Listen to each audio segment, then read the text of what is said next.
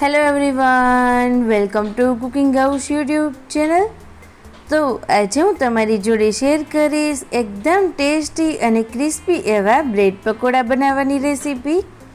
આ બ્રેડ પકોડાને આજે આપણે એકદમ અલગ રીતે બનાવીશું, જેમાં આપણે તેલ કે બટરનો ઉપયોગ બિલકુલ નહીં કરીએ।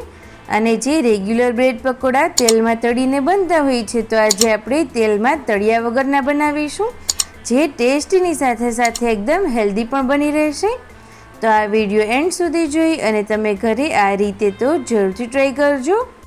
અને તમને મારી આ રેસીપી ગમે તો પ્લીઝ વિડીયોને લાઈક કરજો, શેર કરજો, અને મારી ચેનલ ઉપર નવા હોય તો નીચે રેડ બટન આપેલું છે, તેના ઉપર ક્લિક કરો અને ચેનલને સબસ્ક્રાઈબ કરી દો, જે કરવું બિલકુલ ફ્રીમાં છે। બ્રેડ પકોડા બનાવવા માટે આ રીતેનું એક બાઉલ લઈ અને આપણે તેમાં 1 કપ ચણાનો લોટ એડ કરીશું। આટલા લોટમાંથી 6 નંગ બ્રેડ પકોડા બની અને તૈયાર થઈ જશે। ત્યારબાદ તેમાં નાની કટ કરેલી કોથમીર એડ કરીશું। તેની સાથે જ 1 ચમચી જેટલા ચીલી ફ્લેક્સ, તમે લાલ મરચું પાવડરનો પણ ઉપયોગ કરી શકો છો, અડધી ચમચી જેટલું નમક અને અડધી ચમચી કરતાં પણ ઓછી એવી આપણે હળદર એડ કરીશું। ત્યારબાદ એક વખત આપણે બધું સરસ રીતે મિક્સ કરી દઈએ અને ત્યારબાદ જરૂર મુજબ આપણે પાણી એડ કરી અને આ રીતેનું એકદમ સરસ એવું બેટર તૈયાર કરવાનું છે। જેવું આપણે ભજીયાનું બેટર તૈયાર કરીએ તેના કરતાં પણ પતલું રાખવાનું છે। બેટર બની જાય ત્યારબાદ સ્ટફિંગ માટે મેં અહીંયા 1 નંગ મોટું બટાકું બાફી અને તૈયાર કરી લીધું છે। આ રીતે પહેલાં આપણે તેને ક્રશ કરી દઈએ। ત્યારબાદ 1 નંગ જેટલી નાની કટ કરેલી ડુંગળી, 2 નંગ જેટલા નાના કટ કરેલા તીખા મરચાં, થોડી નાની કટ કરેલી કોથમીર એડ કરીશું।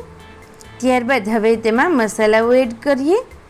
તેના માટે એડ કરીશું અડધી ચમચી જેટલું નમક, અડધી ચમચી જેટલું લાલ મરચું પાવડર, અડધી ચમચી જેટલું ધાણા જીરું પાવડર, અડધી ચમચી કરતાં પણ ઓછી એવી આપણે હળદર એડ કરીશું અને અડધી ચમચી જેટલો આપણે ગરમ મસાલો એડ કરીશું। ત્યારબાદ હવે બધું જ એકદમ સરસ રીતે મિક્સ કરી અને તૈયાર કરી લઈએ। તો તમે જોઈ શકો છો એકદમ સરસ એવો મસાલો બની અને તૈયાર થઈ ગયો છે। ત્યારબાદ બ્રેડ પકોડા બનાવવા માટે મેં અહીંયા નાની સાઇઝની બ્રેડ લીધેલી છે। આ રીતે આપણે બ્રેડ રાખી અને તૈયાર કરેલું સ્ટફિંગ એડ કરીશું। મેં અહીંયા 2 ચમચી જેટલું લીધેલું છે, તમને જેટલું પણ જોવે એ રીતે લઈ શકો છો। સ્ટફિંગ એડ કરી અને ત્યારબાદ હાથ વડે તેને એકદમ સરસ રીતે આપણે બ્રેડ ઉપર સ્પ્રેડ કરી દઈશું। આ રીતે ઇવનલી તેને સ્પ્રેડ કરી અને તૈયાર કરી લઈશું। ત્યારબાદ આ રીતે જે બીજી બ્રેડ હોય તેને ઉપર રાખી દઈશું। તો હવે બ્રેડ પકોડા બનાવવા માટે એકદમ સરસ રીતે તૈયાર થઈ ગયા છે। ત્યારબાદ હવે આ બ્રેડ પકોડાને આપણે તવા ઉપર બનાવીશું, જેમાં આપણે બટર કે તેલનો ઉપયોગ નહીં કરીએ। આ રીતે 1 ચમચી જેટલું આપણે ઘી એડ કરીશું। ત્યારબાદ આ રીતે તૈયાર કરેલા બેટરમાં બ્રેડ પકોડું એડ કરીશું અને તેને એકદમ સરસ રીતે કોટ કરી લઈએ। આ રીતે બેટરથી કોટ કરી અને ત્યારબાદ તેને ગરમ તવા પર એડ કરીશું અને ગેસની સ્લો ટુ મીડિયમ ફ્લેમ પર તેને એકદમ સરસ રીતે શેકી લેવાનું છે। એક તરફ સરસ રીતે શેકાઈ જાય ત્યારબાદ આ રીતે આપણે તેની સાઈડ ચેન્જ કરીશું અને ત્યારબાદ આ રીતે ચીપટાની મદદથી તેની કિનારીઓને પણ આપણે શેકી અને તૈયાર કરી લઈએ। જો તમે ક્યારેય આ રીતેના ઘીવાળા બ્રેડ પકોડા ટ્રાય ના કર્યા હોય તો એક વખત જરૂરથી ટ્રાય કરજો। આ રીતે બ્રેડ પકોડા ટેસ્ટીની સાથે સાથે એકદમ હેલ્ધી પણ બની રહે છે અને આ રીતે કોઈ પણ બ્રેડની રેસીપી બનાવીએ તેમાં ઘીનો ટેસ્ટ પણ ખૂબ જ સરસ લાગે છે। તો તમે જોઈ શકો છો ખૂબ જ ઓછા ઘીમાં આ રીતેનું બ્રેડ પકોડું બની અને તૈયાર થઈ ગયું છે। તો આ રીતે તેને પ્લેટ ઉપર લઈ લઈએ। બહારથી એકદમ સરસ એવું ગોલ્ડન બ્રાઉન અને ક્રિસ્પી થઈ ત્યાં સુધી તેને શેકવાનું છે। તો તૈયાર કરેલા પકોડાને આ રીતે કિચન સીઝરની મદદથી કટ કરી લઈએ।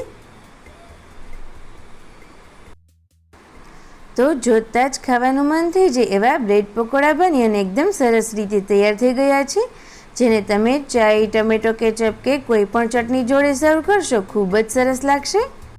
તો આ બ્રેડ પકોડા બનાવવાની એકદમ નવી રેસીપી છે। જો તમે ક્યારેય ટ્રાય ના કરી હોય તો એક વખત જરૂરથી ટ્રાય કરજો અને તમને મારી રેસીપી સારી લાગી હોય તો પ્લીઝ આ વિડીયોને લાઈક કરજો, તમારા બધા જ ગ્રુપમાં શેર કરજો અને ચેનલને હજુ સુધી સબસ્ક્રાઈબ ના કરી હોય તો જલ્દીથી કરી